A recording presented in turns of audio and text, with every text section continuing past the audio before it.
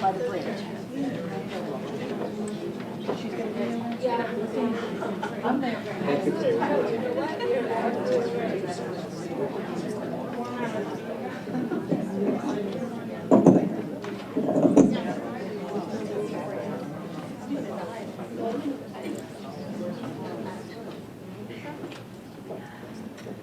Good evening and welcome. I'd like to introduce myself. I'm Fran Furman, Director of Counseling at Tuesday's Children. And I want to welcome you all to today's Speak Up for Kids talk that's hosted by Tuesday's Children in partnership with the Child Mind Institute. The Child Mind Institute Speak Up for Kids is an annual public education awareness campaign, and it comes during National Children's Mental Health Awareness Week. Speak Up for Kids is a unique campaign because it connects parents, teachers, with professionals and communities around the country for free talks on psychiatric and learning disorders and other issues relating to raising happy, healthy kids. And when the Child Mind Institute approached Tuesday's Children about being a part of Speak Up for Kids, we immediately said yes. And why? Well, the reason we said yes is it so resonated with Tuesday's Children mission because, as some of you may know, since 2001, we have made a long-term commitment to every child and individual impacted by the events of September 11.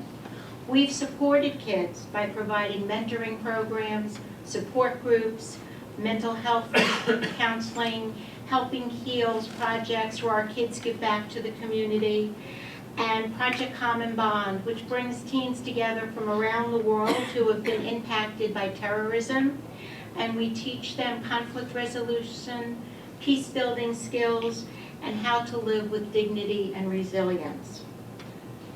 So we're so glad that all of you came out on what started out as a rainy Wednesday day to participate in this important conversation. We know that more than 15 million children suffer from mental health issues that are not addressed. We know that very few of these children don't get help, and the reason for that is probably due to stigma. Nobody wants to be labeled or identified as having a mental health problem. Because there's a lack of awareness, there's a lack of information about resources, and the Speak Up for Kids campaign is an initiative that seeks to change that so that kids can get the treatment they need that can change their lives. Just a few housekeeping details. I want to remind you all that issues relating to parenting can often be difficult topics for many of us to discuss. So we really want this to be a safe place by asking you to respect the privacy of those here. So there will be a question and answer period at the end of the talk, and we ask that you keep the information in this room confidential so that everyone can feel free to ask the questions that are truly on their minds. We also ask that you turn off your cell phones and devices, and please hold your questions until the end of the presentation. Our speaker tonight is Dr. Alan Ravitz. He's the Senior Director of Forensic Psychiatry and the Senior Pediatric Psychopharmacologist at the Child Mind Institute. Dr. Ravitz is a leading child and adolescent psychiatrist, is one of the nation's foremost experts in the diagnostic evaluation and treatment of children and teens with psychiatric disorders. He has extensive experience collaborating with families, helping them to determine when and how medication can safely and effectively be included in a child's treatment. He has provided psychiatric treatment to thousands of children, adolescents, and adults over the past 30 years. And I can tell you that as a mental health professional in the field for close to 35 years, there are very few professionals like Dr. Ravitz practicing and helping children. So we really do need more of him.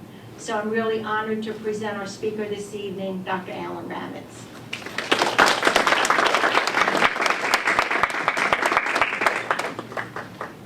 Fran, thank you. I never recognize myself when I'm introduced like that. The only part that's absolutely true is the thousands of kids, you see all the white hair, so you know that part is true as long as I've been working steadily all these years, which I have been. Okay, we're going to talk about raising resilient children, and what we're really going to talk about is the concept of resilience. I'm kind of a teacher. I've been teaching for a million years. If I get a little bit too didactic, forgive me. I'll try to keep it kind of light and entertaining, but also kind of interesting and educational. Okay, good. Resilience. So what is resilience?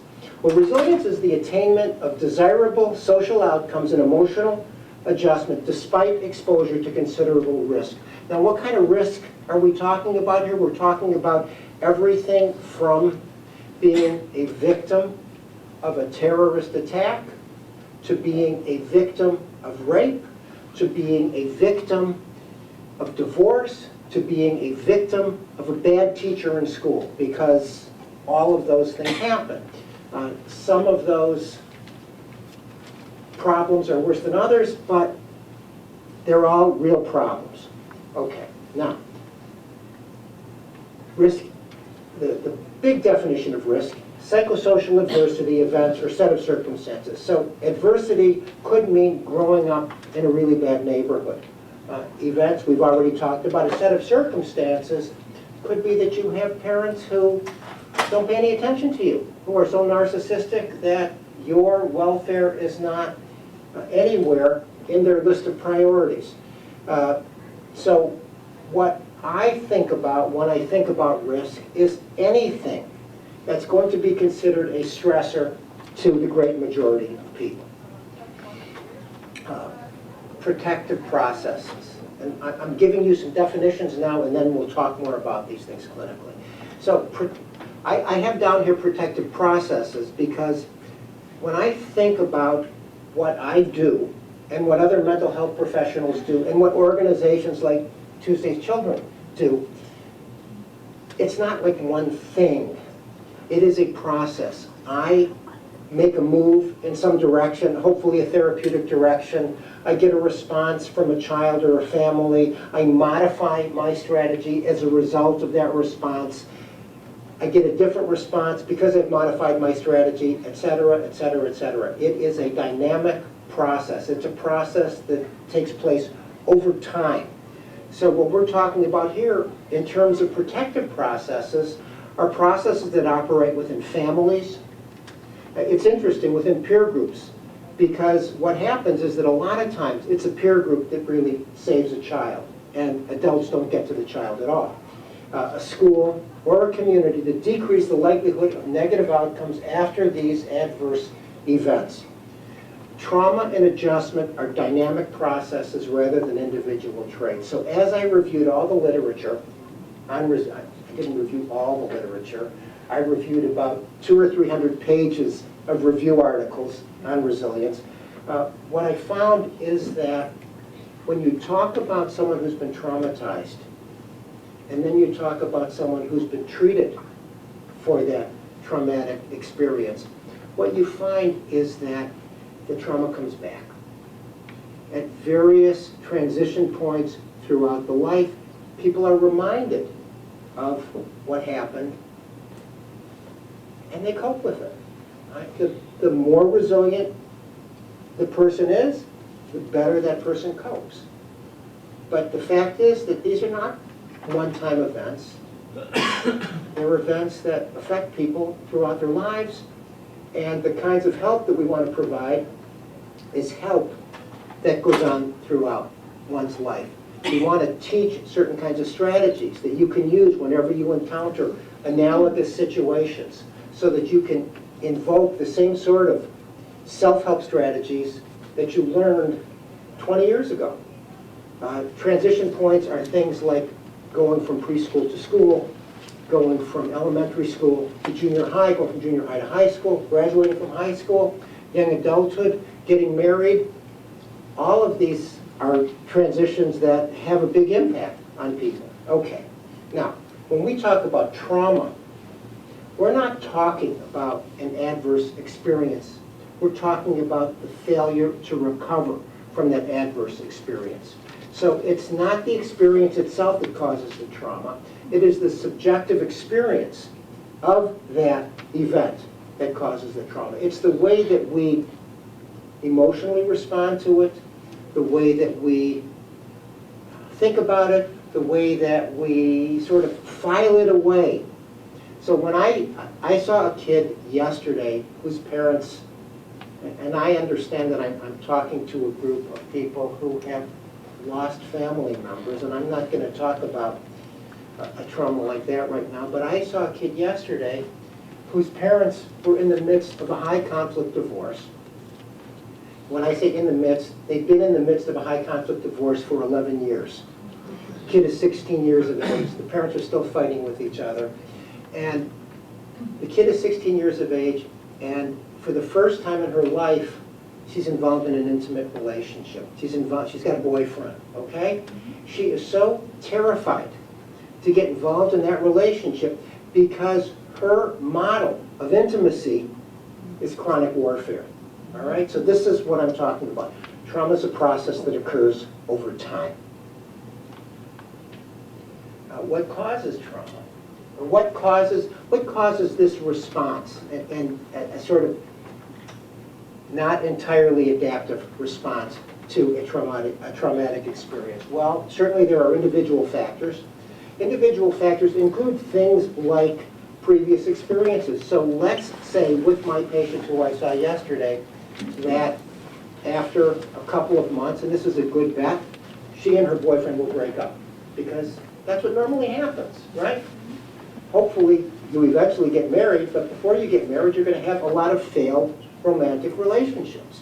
Now, in this case, if she breaks up with her boyfriend, or if her boyfriend breaks up with her, she might come back to me and say, I can't have a relationship. I saw what happened with my parents, and now I've had exactly the same kind of experience myself. And my response is, well, not exactly, all right? Every kid has some failed romantic relationships, but it's very few kids. In fact, it's less than, because I know about this stuff, it's really less than 1% of the population of divorced kids who come from families with high conflict divorces. So I have to try to explain that her model of the world is based on her experience, but it's not necessarily an accurate experience. When something terrible happens to you, you suddenly believe that terrible things can happen. There are some people who don't believe that because nothing bad has ever happened to them. Once something bad happens to you, it becomes part of the possibility of experience. Okay.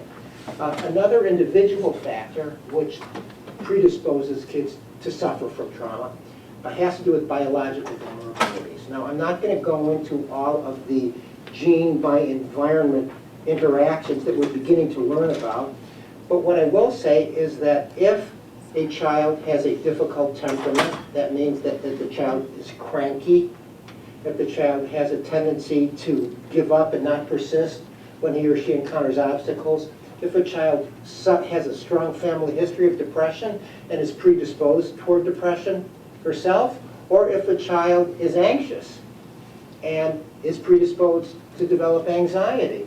All of those things are going to make it more difficult for that child to cope with an adverse experience. So there are definitely individual factors.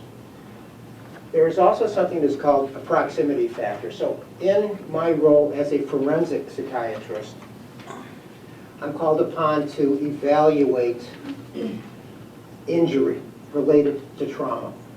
And if you look through the literature on post-traumatic stress disorder, what you find is that the physically closer you are to a traumatic experience, the more likely it is that you will develop post-traumatic stress disorder.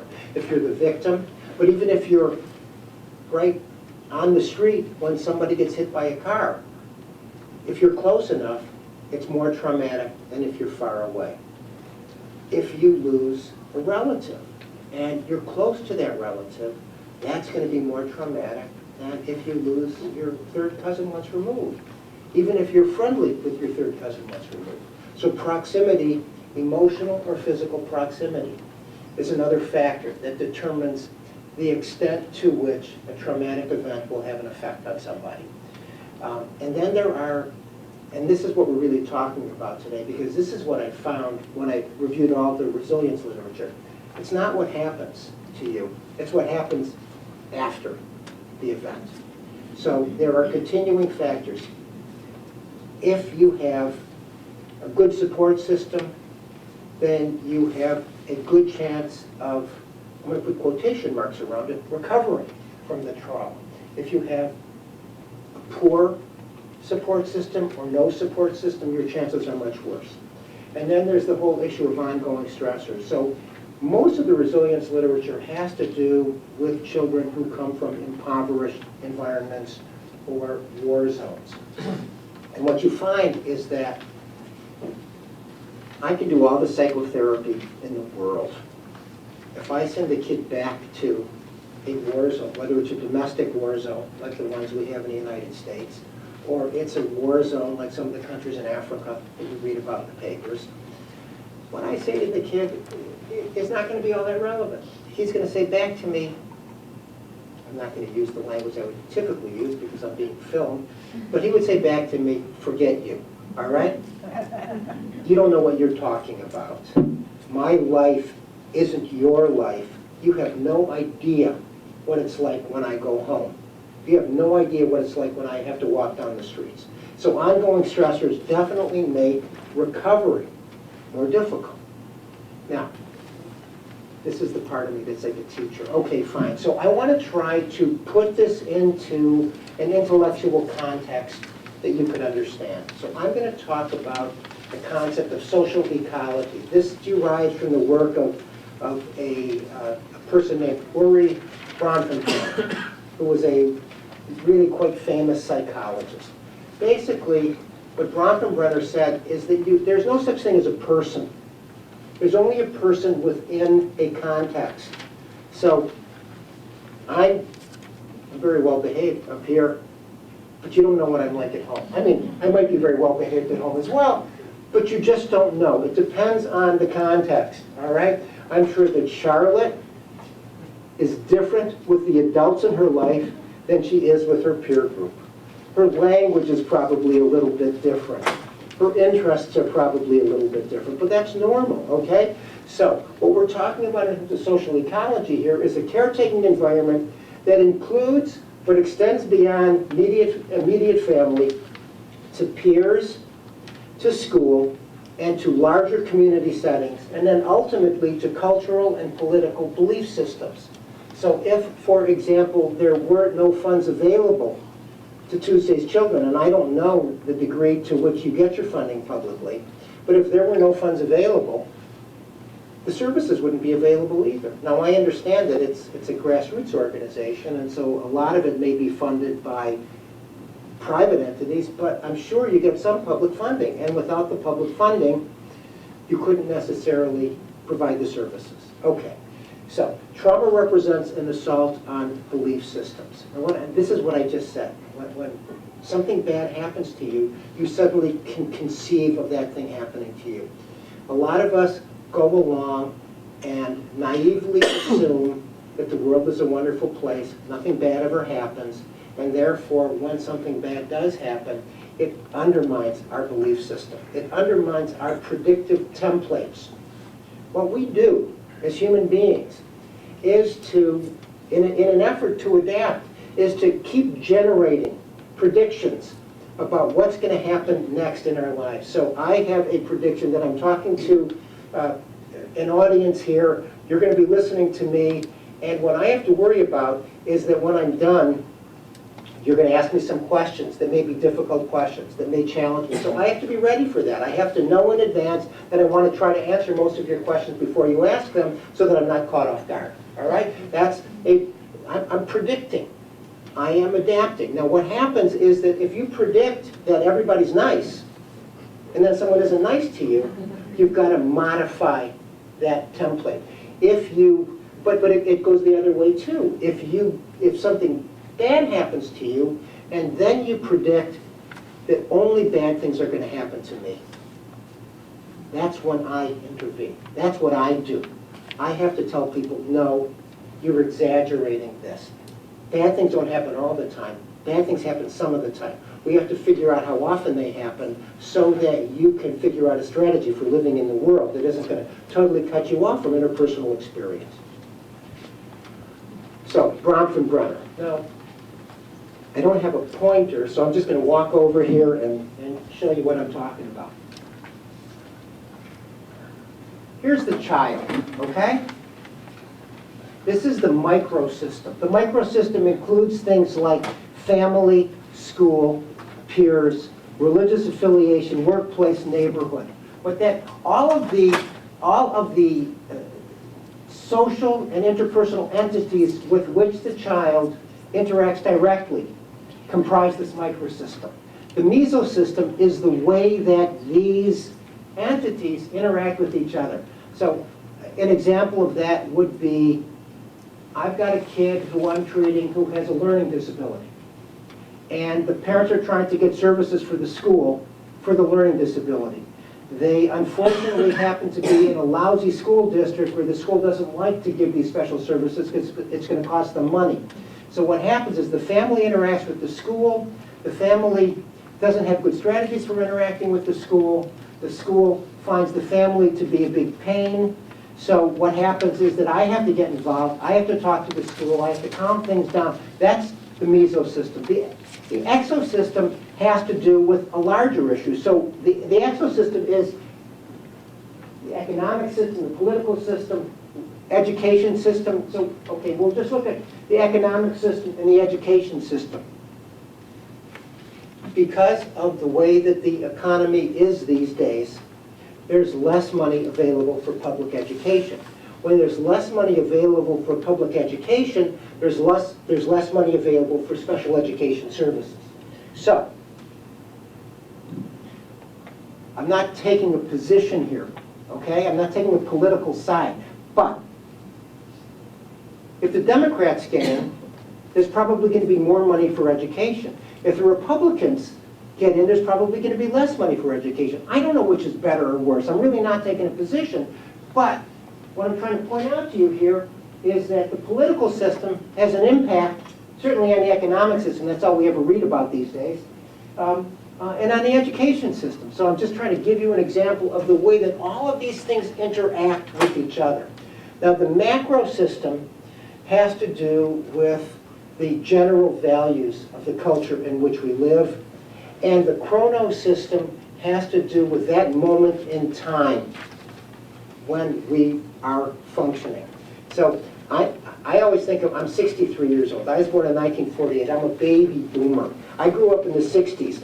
The chrono system for me is heartfelt, okay? I'm glad that I was born and grew up when I did because it was a wonderful time to exist. I can't imagine, and maybe I'm just a cranky old man, but I can't imagine growing up under the economic stresses that people who are young adults and teenagers have to grow up under today. Okay, that's the chrono system. That just happens to be good luck or bad luck, all right? Now, let's look at this stuff again. The microsystem has to do with interactions between the child and the child's immediate living setting, such as family, school, or possibly peers. If a child has experienced a trauma, the family is going to be the primary source of support. The school will also be a source of support. And in organizations like Tuesday Children, where you have some peer-related activities, there's a lot of support that is provided by peers as well. So that's the microsystem. Now, the mesosystem, again, has to do with if you get local school districts to establish programs to deal with trauma of whatever sort, that would be a mesosystem level intervention. So I like to, I mean, one of the areas where we see a lot of mesosystem interventions, not that they have been demonstrated to be the least bit effective, but bullying. There's a lot of schools that have bullying, anti-bullying programs now. again, I mean, I've given that talk too. None of the programs work very well, unfortunately, but it is an attempt to try to address these things. The EXO system has to do with getting funding, finding a building, or in neighborhoods. Sometimes you have a neighborhood watch type of program would be an example of an EXO system. Intervention, this would be to prevent trauma. It wouldn't be to treat trauma. Okay. And then again, the macro system, I've talked with you about that. Now that you've got this big context, I want to try to talk about the signs of trauma. What do you see when kids have been traumatized? You see a change in functioning of one sort or another. Okay.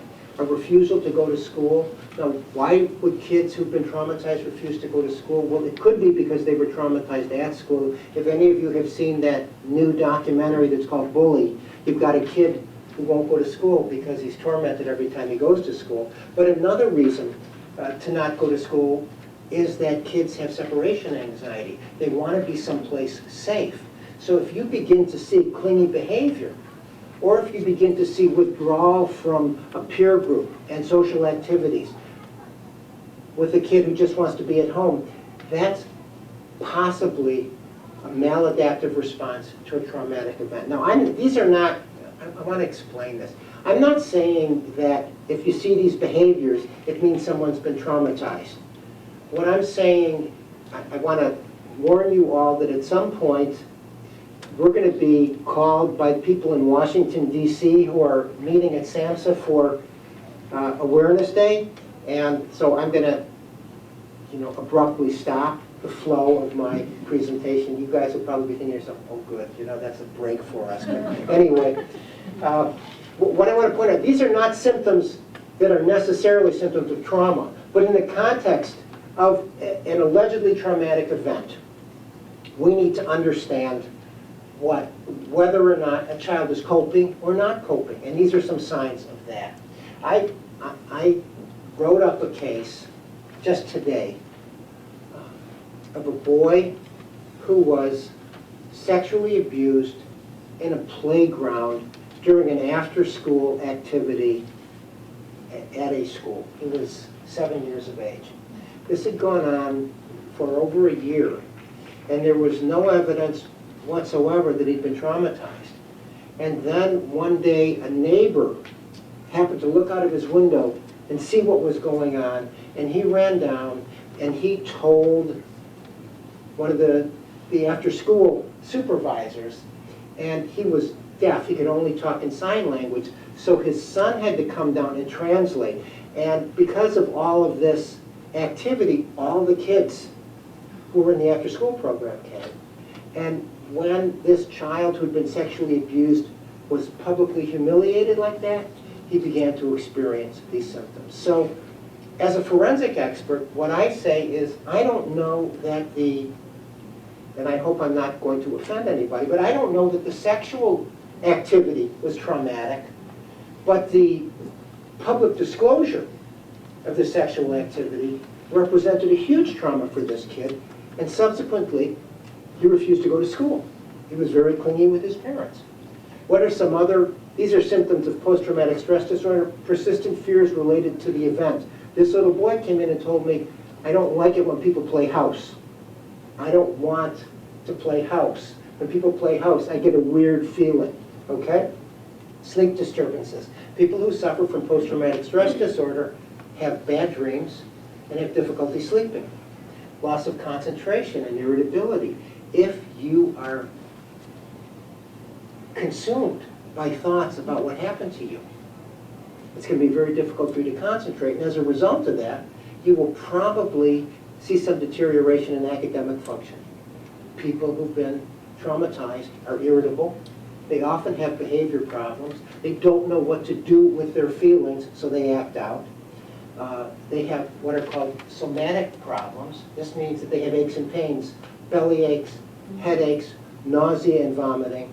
And then there are symptoms of depression, like sadness, listlessness. Listlessness just means no energy, don't feel like doing anything. Anhedonia, which means Nothing, all the things that you used to enjoy are not fun anymore, and decreased activity. How are we doing time-wise? You'll just let me know when, okay, fine, all right. Now, we're going to talk about protective processes. They operate at every level of the child's social ecological system. That means they operate at the level of the microsystem, the mesosystem, the exosystem, the macrosystem, chronosystem. I don't have it all memorized, but something like that. Okay, at every level.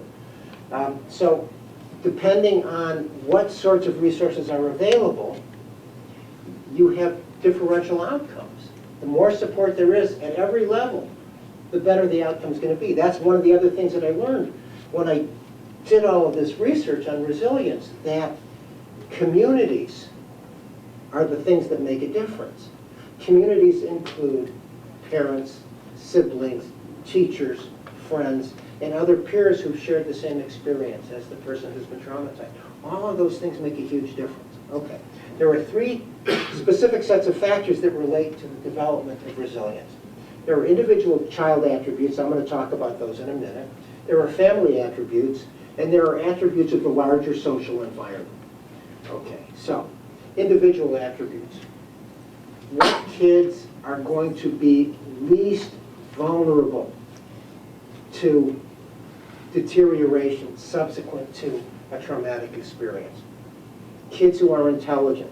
But this doesn't just mean paper and pencil intelligence. This also means social intelligence and empathy. Empathy is your capacity to understand the way that another person feels. So kids with good social intelligence do better than kids who struggle to understand how other people feel. This allows them, I think, I mean, the research doesn't really address this, but if you've got good social intelligence, it will allow you to imagine what it's like to be in somebody else's shoes, which gives you a little bit of distance from your own experience, okay? This is us? Hold on a second. Okay. 1 minute. This is Washington. This is Washington? Okay. Well, hello, everybody. Oh. Oh, no? Sorry, he's just going through his introduction. Okay. High tech, folks, all right? You know, high tech these days is low tech, right? Because it never works. Jeremiah, nice going.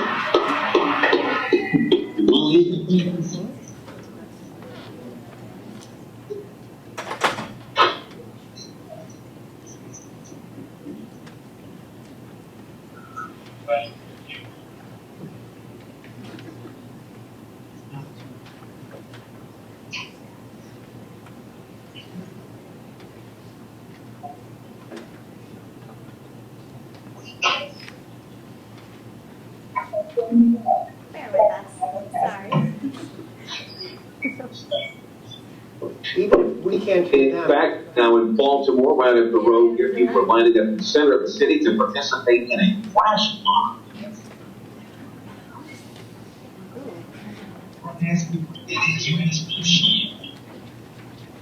In Kansas, they're having some.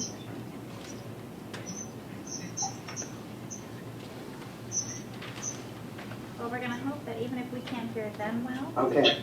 Even though, In fact, they are watching right now a webcast of this program, so everyone in Kansas around the applause for joining us. okay. So, even if we can't hear them, And more than a dozen high-profile organizations teamed up with the Child Mind Institute.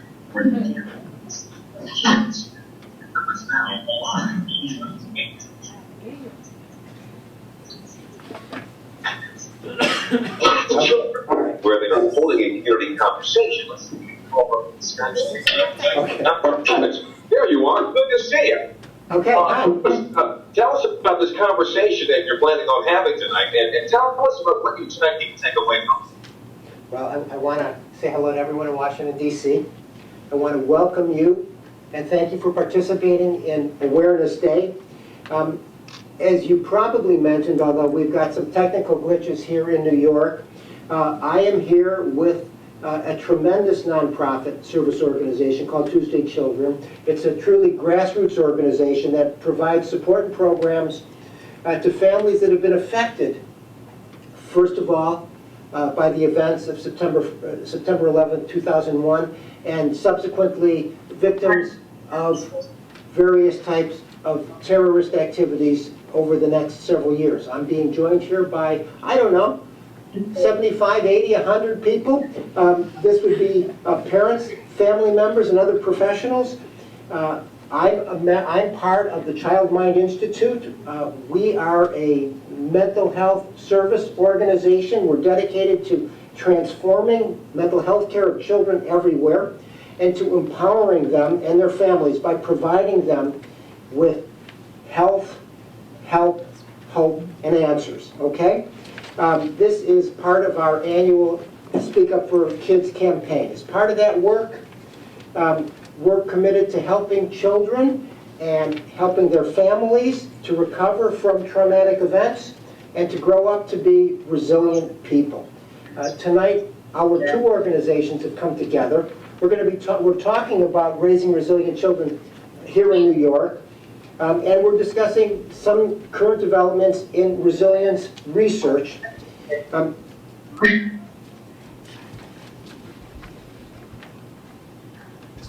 Okay, so again, I don't hear them, but they hear us. Okay, what we hope is that people are going to walk away from this event with an awareness that it's not what happened during the traumatic event, it's what happens after the disturbing event.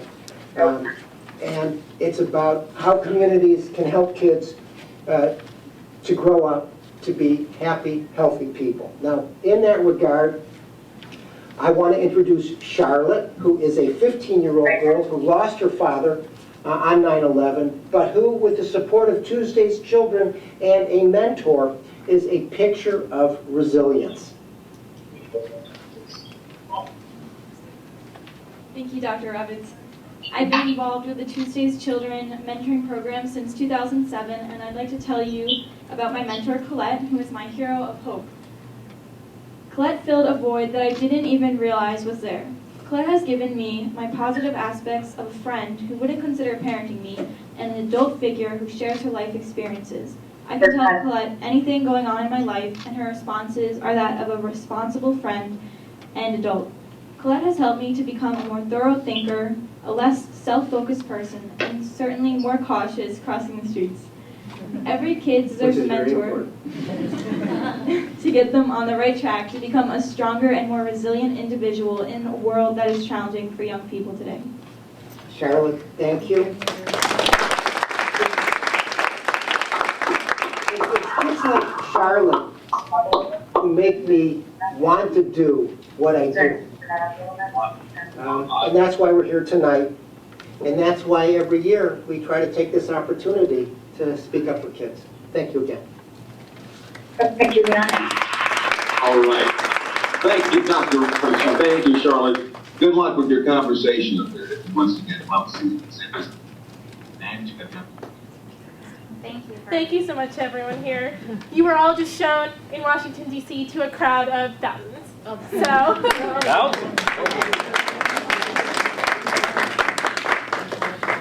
That's what I'm talking about. I'm so glad I was born when I was born because I don't have to, be on Facebook. Anyways, we were talking about individual attributes. The first one we talked that increase invulnerability, that increase adaptiveness. We talked about intelligence, social intelligence. The next one has to do with, it's called locus of control, or agency. When you feel as if what you do makes a difference, when you feel like you have at least an ounce of power in the world, that's going to help you a great deal to cope with adverse circumstances. If you feel entirely powerless, and this is what I was talking about when I talked about those kids who come from war-torn neighborhoods, I tell them that they need to be more assertive, and they tell me, you don't understand what it's like. I have no power. If I'm assertive, I'm going to get killed. What I have to do is just hide out and disappear. Okay, so that would be an external locus of control. what we want to try to do is to engender an internal locus of control. Good coping skills and a sense of hope. Good coping skills, what I mean there, people with good coping skills are people who stay calm in the face of chaos. People who are able to manage affect and who don't get overwhelmed and disorganized by anxiety. So when I do treatment with kids who have been traumatized, one of the things that I try to do is to help them imagine encountering experiences analogous to the experiences that were so painful for them. And then I help them to sort of calm down and think instead of get agitated and react. Because if people can think, they can adapt. If people are not thinking, it's going to be impossible to adapt. So part of, when we talk about good coping skills, what we're really talking about here is people who can stay calm in the face of chaos, and who can stay psychologically organized, even though they have strong emotions. The next individual attribute is an easy temperament. An easy temperament is characterized by a generally optimistic outlook on life. Some of you here always see the best in things. You see the glass is half full. Some of you here, I'm sure it's just like a statistical kind of distribution. Some of you always see things in an absolutely negative sort of way. The more negative you see things, the more likely it is that you'll have difficulty coping with adverse experiences. Okay? Social skills and empathy, we've talked about that a little bit. And then finally, shared experience and community connection. What this means is that if you can make contact, if an individual can make contact in her community, especially with peers who have shared experiences, that makes a huge difference in terms of ultimate outcome. Now, to look at this, to go back to Bronfenbrenner's model and think about these things. Okay, so in the microsystem, what's going to be adaptive is having a supportive relationship with a caring adult, as we just witnessed. Actually, there were two caring adults here, all right? Right, Mom? No. Okay, so a supportive relationship with caring adults make a huge difference. Now, in terms of traumatic events, what sometimes happens is that there are loving adults who themselves are so overwhelmed by whatever's happened that they may not be available. Which is why, if there are other caring adults in the community who can pick up the slack temporarily, that makes a huge difference, okay? Living in caring neighborhoods, going to schools where there is support, and belonging to youth groups. These are all activities that will be helpful in terms of fostering healthy adaptation. Social support. Now, there are three. First of all, in terms of social support, this was just an interesting finding. Every once in a while when I give one of these talks and I find something that isn't all that relevant to exactly what I'm talking about, but nevertheless is interesting, what you find is that females are offered much more social support than males. That may have to do with cultural expectations, but for whatever the reason, females seem to get more offers of social support. Now, there are three types of social support. There's instrumental, informational, and emotional. Instrumental social support has to do with the provision of resources. We've formed a peer group for you to talk to. We found a therapist for you to see. We have talked to the counselor at your school, and your counselor is ready to provide you with whatever special services you may need. Informational has to do with getting information about, so this is psychoeducational information. Getting information about what to expect. What I'm doing right now, to some extent, is social support of an informational type. So hopefully, I learned something new today, but I've actually learned two new things today, both of which I've already forgotten. What can I tell you? But anyway, it's because I'm 63, I have an excuse, all right? Anyway, but if you learn one thing today, it may help you to either sustain yourselves or to sustain somebody else. Okay, that's informational support. Emotional support has to do with being emotionally available to the person who has experienced the difficult situation. Emotional availability on the part of the caretaking system builds self-esteem in the child. So that's the real value, provision of social support. And then the other thing that you've got to pay attention to has to do with the mental health of the caregiver.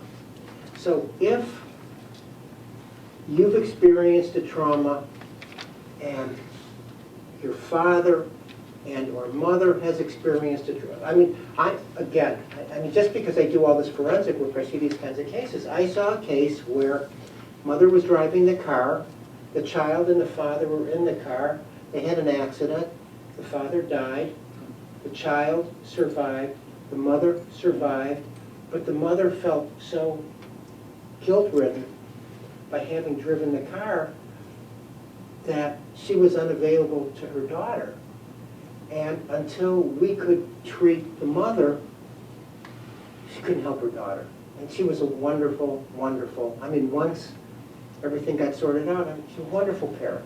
Wonderful, loving, exceptionally competent parent. But she needed some mental health services first, okay? On a larger level. And again, I think it's really important to keep in mind all this community stuff, because if you look at the data, it's not the things that make the biggest difference are the community interventions, not the individual interventions.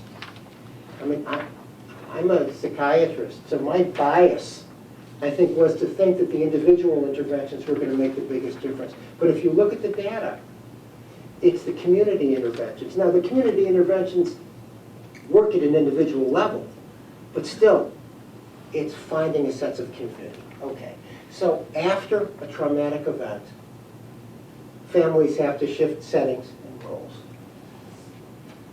Sometimes what happens is that an older child will have to take care of younger siblings. Sometimes a child will have to do the cooking and the cleaning because the parents aren't available to do that. Sometimes a parent who was a stay-at-home parent has to go out and get a job and earn a living because there isn't enough money to sustain the family. Families have to shift their roles, and they have to sometimes they have to shift their emotional settings or their actual physical settings. External support becomes more important then as a means of restoring predictability. What you want to do is to reestablish a kind of predictable routine. And that helps to establish a sense that there is a future. So organization is unbelievably important. When things are chaotic, it's very difficult to conceive of a future. Some kind of structure is vitally important. And this means things like opportunities to study, opportunities to participate in group activities, and sometimes what helps you the most is being able to help other people. That's very, very important. Okay. Access to health care, mental health care, social services, and religious institutions all have been shown to make big differences in terms of fostering a resilient response to a traumatic experience. This is called empowered collaboration, where you've got children who've experienced traumatic events, families who have experienced traumatic events, and various social support systems all working together.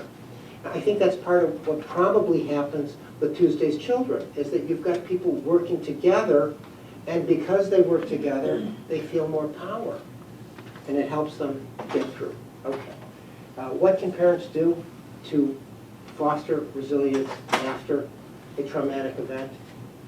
And I will preface this by saying everything that I'm telling you right now is easier said than done. Nevertheless, trying to stay calm, trying to help your child feel safe, you're the adult, all right? Trying to maintain routines, again, structure and stability, give kids a sense of a future. Understanding that different children cope in different ways. Some kids cope by talking. Some kids cope by being quiet. And you've got to accept that. You can't expect every child to cope in exactly the same way. And again, this one's easier said than done as well. You've got to, as a parent, take care of yourself. Because if you don't take care of yourself, you can't take care of anybody else. Okay. You should try to have an ongoing dialogue, but sometimes you can't talk about traumatic events acutely. Sometimes it takes time before anybody who's been traumatized is ready to talk about it. And you've got to give the people the space to not talk. But your response as the helping person is to say, I understand it's difficult for you to talk about this. I'm here, I'm available. Just let me know when you want to talk. I will make myself available. Okay? As a parent, don't try to be perfect. When your child's been traumatized, you've been traumatized. The person or one of the people in the world about whom you care the most is suffering. It's very difficult for you to stay calm, cool, and collected. Occasionally, you may break down. Occasionally, you may get angry. These are sort of normal events in the course of life. You should encourage expression, but you should also encourage distraction. Meaning that you should try to find enjoyable activities. You should try to maybe revert back to some enjoyable activities that were available before the event occurred. And when it comes to public events, trying to limit media exposure is important because the media exposure basically re-traumatizes the child. Okay. What can teachers do? Well, one thing that teachers can do is make themselves available. A really wonderful movie that's at the theaters right now is called Monsieur Lazare. Has anyone seen that movie? Of course, like I'm a movie nut, so I see everything. But it's a movie about a class of kids whose teacher commits suicide at school. And a new teacher comes in and wants to get the kids to talk about it, and the school psychologist says, you're not capable of doing this, you shouldn't be talking about it, let me do it. And she does, it's a movie, but she does a terrible job, all right? And it's the teacher who really affords the kids the opportunity to work this thing through, okay? So educators, don't outsource comfort. Don't be afraid of a group discussion. These discussions are good. You've got to manage them. Can't let them get out of control, but they're really good. Get back to structure and stability. Get back to your regular routine. Structure provides a future. Things continue to be moving along. And recognize that coming to terms with any kind of traumatic event, both for you, well, all three, for you as a parent, for you as an educator, and for you as the victim of the trauma. It takes time. And things may not get back to normal immediately. And they may not get back to normal in a year, or they might not get back to normal in 2 years, or they may never get back to normal, but they may get better. And that's what you have to keep in mind, all right?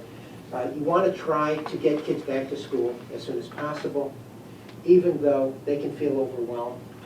Sometimes they don't do as well in school, so you need to temper your expectations. And if kids are refusing to go to school, what you have to do is to work with the school staff to set up a plan to get the kid to school, maybe at a time when there is no, during off-class times.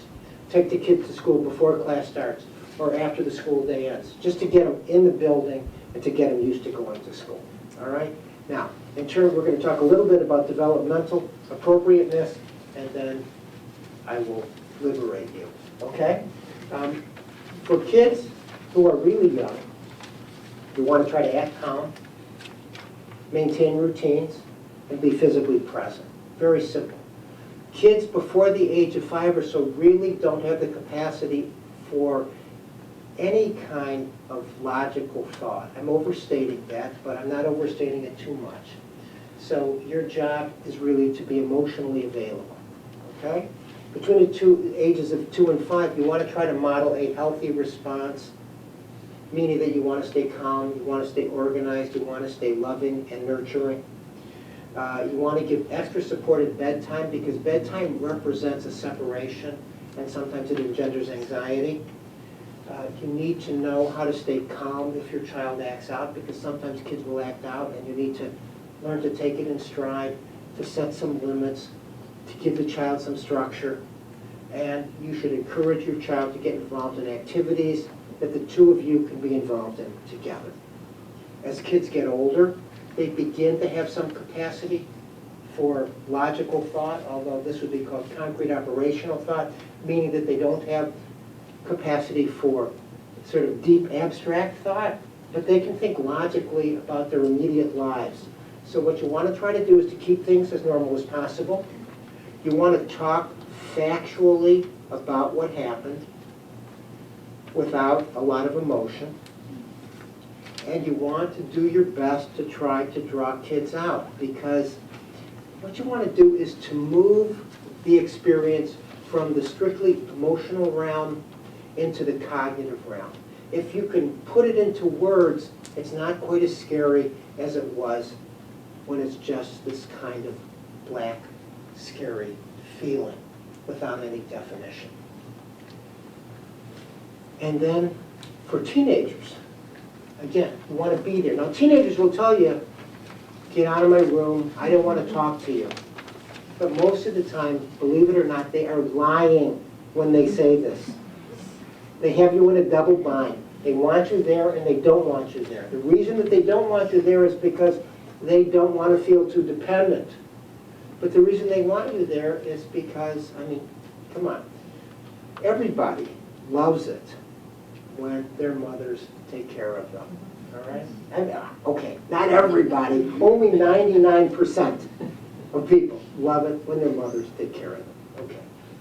Open the door for discussion, meaning that you are willing to talk about it. It's important here for the parent to try to control his or her anxiety level. So being open means being open to a rational discussion, even the expression of a little bit of emotion, but not overwhelming emotion.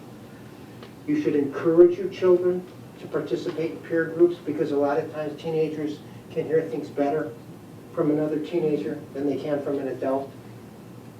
You should help them develop a sense of agency. You should find a way to let them do something to make themselves feel better so that they begin to get a sense that they have some control of their lives in the world. And you have to really, in teenagers, watch out for substance abuse because the temptation to just forget or to just dull the pain is really there. So in teenagers, after traumatic events, you really have to watch for that. Now, not every kid who experiences adversity is going to need mental health care. What you really want to look for is how chronic the maladaptive response happens to be. If it takes a long time for the kid to get over it, that's when you begin to need to think about consulting with a mental health professional. If the response to the traumatic event interferes with daily life, with functioning, interactions with others, if a child becomes withdrawn, if a child stops going to school or stops performing in school, if a child starts abusing substances, then you need to think about mental health intervention. And if the child manifests symptoms of post-traumatic stress disorder, this includes things like emotional numbing, intense anxiety, which sometimes manifests itself as panic attacks, self-destructive or suicidal ideation, or either illusions, dissociative episodes, or outright hallucinations, then you need to think very seriously of getting mental health treatment sooner rather than later. And another thing that sometimes happens, and this has to do with a generalization, a predictive template that is modified after the traumatic event. If children become paranoid, if they think that everybody's out to get them, it's really important to try to get them some treatment. Now, where do you find help? I'm going to send you to our website at childmind.org. It is and I'm kind of a cynical person, all the people who work with Child Mind will tell you this, but our website is wonderful. And it's not just an advertisement for Child Mind Institute. It really has resources and referrals to organizations all around the city and all around the country. And there are tons and tons of really effective educational videos. So I'm going to send you there, and there's probably a million other referral sources. Thank you. Thank you.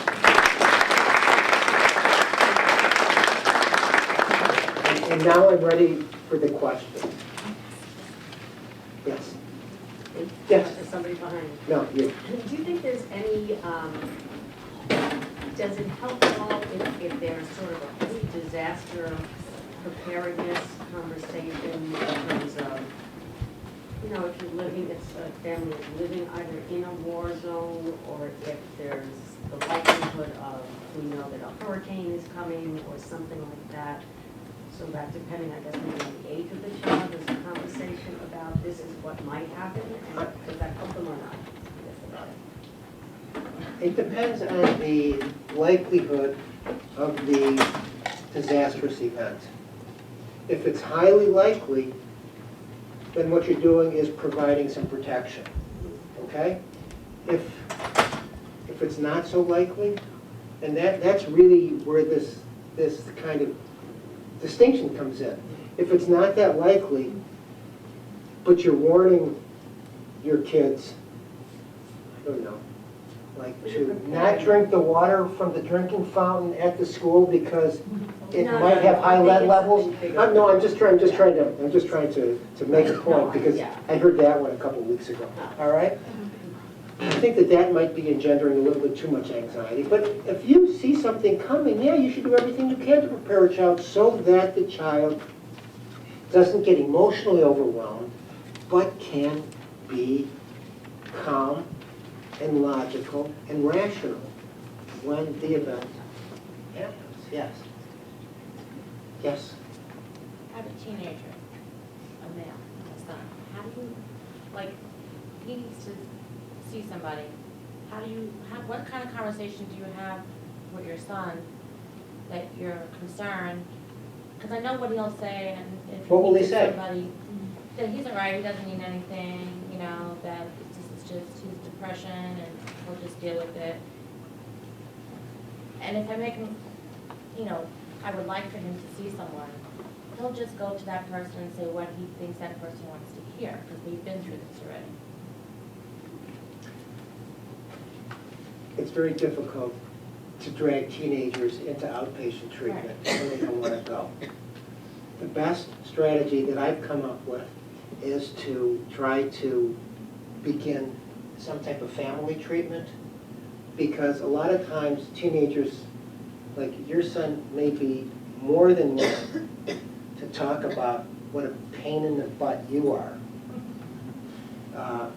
and much less willing to talk about his fear, his anxiety, his depression. So that's what I try to do. I mean, when I've got really resistant kids, and I run into them all the time, I mean, a lot of them never get to my office, but when they get to my office and they're just telling me that everything's okay, I say, well, I'm going to have your parent come in, and then I try to foster a conversation where the child expresses dissatisfaction about the parent, and I listen. Sometimes parents get angry at me when I do this because they think I'm taking the kid's side, but I listen as a way to try to create some kind of a wedge to get in there. So that's my best suggestion. Doesn't always work. That's a very difficult problem. If I had the answer to that one, I wouldn't be here. I'd be on the Oprah show or something. All right. Other questions? Yes. When you have divorced parents, and if there's distance involved, and the child... Geographic distance? you mean? Geographic Okay. distance. And the child is 4 years old. And they're placed in the middle, and they're asked, where do you want to live? Where do you want to go? Where's your favorite place? Who do you want to live?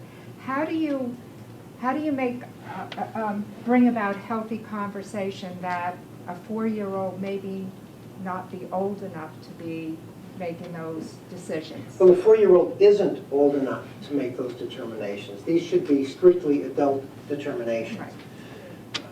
How do you foster the discussion between the parents? If it's a high conflict divorce, No, it's not a high conflict divorce. no, they're just, one's an actress Well, and the then, other's I a mean, surfer. there are lots of people who do exactly that kind of thing. I mean, I think that in a situation like that, you've got to get both parents in a room together to talk to someone who's got some knowledge and experience about divorce, to talk about, you know, how much input a child that age should have into custody decisions, and then to talk about what's in the best interest of children when it comes to managing post-divorce parenting time. And there are lots of people who do that. But 4 is not. 4 is absolutely, I mean, you know, sometimes I'm careful. I do a lot of testifying, Right. and I can be careful. But I can tell you unequivocally, 100% a 4-year-old is never old enough to make that decision or to have input. There's no such thing as an independent 4-year-old. Doesn't happen. Maybe an independent 15-year-old, maybe, but not a 4-year-old. Nothing? Yes? When a parent is informed, parents or a parent, that their child has autism, it seems to me to be such, there's almost, you know, it's the question of the loss of dreams, the loss of hope. Are there people who specialize, doctors, you know, who specialize in helping parents work through this?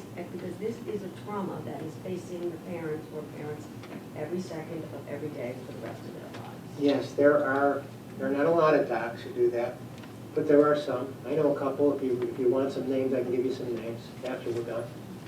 I mean, it's been happening to me. Yeah, I can give you some names, though, sure. You know, it's a question of experience. So people who work with autistic kids work with autistic families, and those are the ones who are most familiar with these things. So you always want to try to find somebody who's got a lot of experience in this specific area to try to deal with. Yeah, I can give you a couple names. Yes? I have a question. I'm thankful for the Tuesday's Children for having me here today to listen to your wonderful presentation. Thank you. Can you talk a little louder, please? The question I have is about the survival of genocide, the teenagers, the children who survived the genocide. They don't have anybody to take care of them. Then we have these adult teenagers who take care of the young siblings. They sacrifice their life because no father, no mother, no auntie, no grandparents. And then we have also these cases of those teenagers who are being abused by the men who pretending to help them. So you see a teenager with young siblings to take care of them, and then also with a baby. So I wanted to know how can I help these children mothers. I understand the question, and when I was doing all of the literature review on resilience, many of the articles were done by people who had looked at genocide. There are certain kinds of support programs that have been shown to be relatively effective. They are typically group programs of one sort or another that help kids to sort of take on the responsibilities of adulthood when there are really no adults available to them. And I can probably, if you want to email me, I can at least refer you to some of the people who've done that research. And then most of the time, my experience has been when I've got a problem that I don't know how to deal with, I will reach out to somebody who's written an article, and 99% of the time, they email me back immediately. They help me with resources. I had a kid, I had a young kid who had been sexually assaulted, and I was looking for, and the treatment that she was getting was a waste of time. It was worse than no treatment is what I thought. And I reached out to the person who developed something called trauma-focused cognitive behavioral therapy. And I think she was at the University of Pennsylvania, and she emailed me back a second later, and I called her, we talked, she told me about all the people in New York who do it, and I was able to make some really great referrals. So I think that, if you email me, I will be happy to find the people who have done the work, and they can maybe give you some guidance. I'm not an expert in that area. Yes? Ravitz, you mentioned that the programs to try to stop bullying are not effective, and just wondered what your thoughts were about why they're not effective. Just read an article yesterday of a 13-year-old girl who committed suicide very tragically because of being bullied at school. So if these programs aren't working, could you please tell us why and what you think might work? Well, I don't know exactly why they don't work, but I think it has to do with the complexity of the bullying problem. Most of the time, kids who are bullies come from families that in some way or another covertly support or encourage that type of behavior. So interventions can't just be at the level of the child or even the peer group. I mean, again, you should see this movie called Bully, because what you see is that the people at the school are kind of clueless. And the story that I always hear is that I've been bullied a few times. Not me. I mean, this is what my patients tell me. I've been bullied a few times. If I go to the school calls in the bully, they sit me down with the bully apologizes to me, and then when I leave, the bully says, I'm going to kill you if you do that again. So, I mean, so what you have to do is you have to try to foster a culture. And fostering a new kind of culture is a time and money intense process that involves not just the kids, but their families. And the families don't have a vested interest in cooperating with it. So I'm always overstating things. There are a few programs which have been shown to be mildly to moderately effective in helping with the bullying problem, but it's because kids have a kind of secret culture, and they don't let adults into it. So it's very difficult for adults to intervene. Think of your own childhood. I think of my childhood. My parents, Charlotte, my parents didn't have a clue what I was doing, 20% of the time. I mean, they knew what I was doing 80% of the time, but I definitely had and I'm not even talking about a bad secret life, but I'm saying they had a secret life. They couldn't even understand the words that I used. So I think that that's part of it. What? And the respect. Yeah. Somewhere along the years, kids have lost their respect. Yeah, I tend to agree with that, but again, that makes me feel like I'm a cranky old man.